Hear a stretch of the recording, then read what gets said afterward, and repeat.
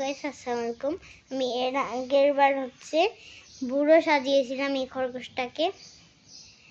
এর পরের বার আবার সাজিয়েছিলাম বউ। এখন আমি এই খরগোশটাকে কোনো কিছু তুলো দিয়ে সাজাবো না। আজকে আমি এই খরগোশটাকে ফেলে দিতে যাচ্ছি।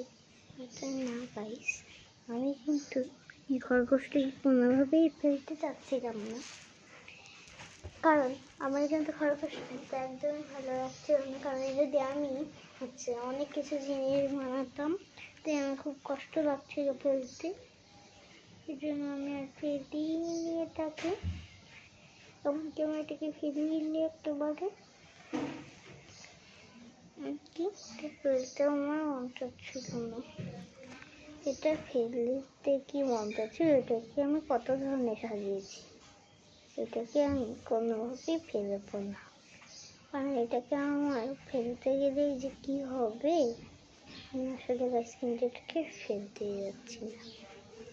না না না, আমি এটাকে ফেলবোই না। এমনকি আমি কিন্তু রেকর্ড করে এটাকে বলেছি যে ফেলতে চাচ্ছি না। দেখো এটা কত কিউট। এই দেখো, এটাকে আমি ফেলতে যাচ্ছি, বুঝলাম, এটাকে আমি ফেলতে যাচ্ছিলামই।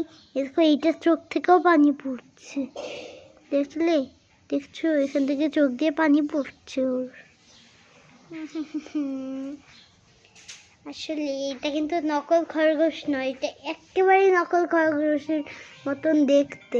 এটা একেবারে পুরো নকল খরগোশের মতন দেখতে। তাই আমি বলতেছি এটা কিন্তু নকল খরগোশ নয়। এই দেখো, বলো তো বাবু কি হয়েছে?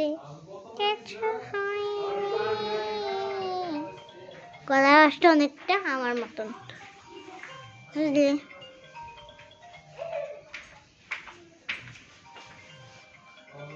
বাই।